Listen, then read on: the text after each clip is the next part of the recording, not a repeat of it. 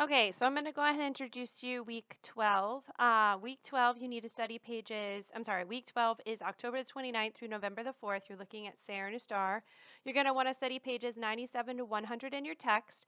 After this week, you should be able to distinguish between the verbs Sarah and a Star and know in which situations to use each. You should also be able to relate basic information about Mexico's history, economy, geography, and people.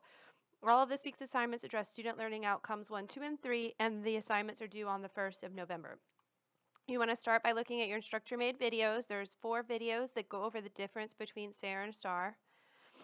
And then when you're done looking at the videos, you want to open up the class participation forum, click on the thread, and post any questions or concerns you have about Sarah and a Star or any other questions or concerns you have about the class in general. Okay, but you have to post. So if you don't have any questions, then you need to at least post that you have no questions. Then you also have your third and final cultural assignment. It's on Mexico, so if you open it up, here are transcripts in English, but if you open up each of the videos, you should be able to click on the closed caption button, click on English, and then you would be able to watch the video in Spanish, but with English subtitles. Okay, there's only one attempt, so when you're ready, you just click Start Attempt Now. There's links to the videos out here as well, and they're just a bunch of true-false questions about what you saw in the video. So you just click True, False, and then hit Finish Attempt when you're done. Okay. You also have Test 5, which we are going to take in class on the 1st. It's on the first part of Chapter 3. And then you're also going to be completing Oral Dialogue 3. We have been workshopping that, so if you go back a week, you will see the workshop is still there, ready for you to critique someone. When this week finishes, I will move it down, and you'll see your workshop here. When you open it up, you're going to see a critique. You're going to see feedback from your fellow classmates and also feedback from me. I would use the feedback that I give you to make your recording because it's frustrating to me when I spend the time to fix some of the grammar and spelling errors that you have made, and then you don't use the script that I fixed when you make your presentation. So you'll actually do a lot better if you use the script that I fixed for you. Let's see. And you do not have any SAM activities, so let's look at your Okay, so test 5 is looking at the first half of chapter 3.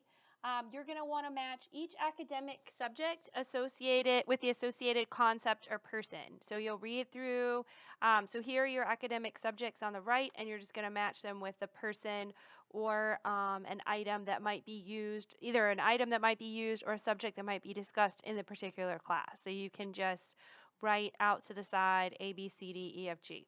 ¿Qué número es? These are your larger numbers. They've been written out in word form. You want to change them to a numerical form, okay? Here, it's the reverse. You're given the numbers in a numerical form. You need to write them out in word form. And remember that this is, in Spanish-speaking countries, they do the opposite with decimals that we do over here. So these are large numbers. Okay. Then you have your possessive adjectives. Your Spanish tutor wrote a number of sentences to quiz you on the correct usage of the possessive adjective. Choose the possessive adjective that accurately completes each sentence. So read through the sentence. You're given choices. Just circle the choice that would best complete the sentence. Here, de quién es.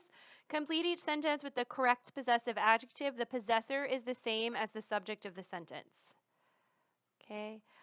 Down here, you're going to listen to the following situations. This is practice with your expressions with tener. I will read the various situations, and then you're going to decide which tener expression describes the situation that I read, or would be, yeah. Then tener, you have tener expressions. With this section, you can't just fill in the blank with tener. You have to use a tener expression like tener hambre, tener frío, etc.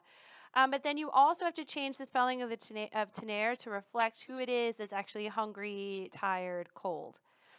And here, en qué parte de la universidad, so this is vocabulary again.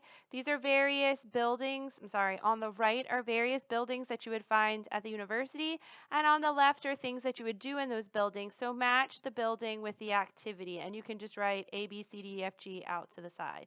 And that's everything that you have to do for test 5.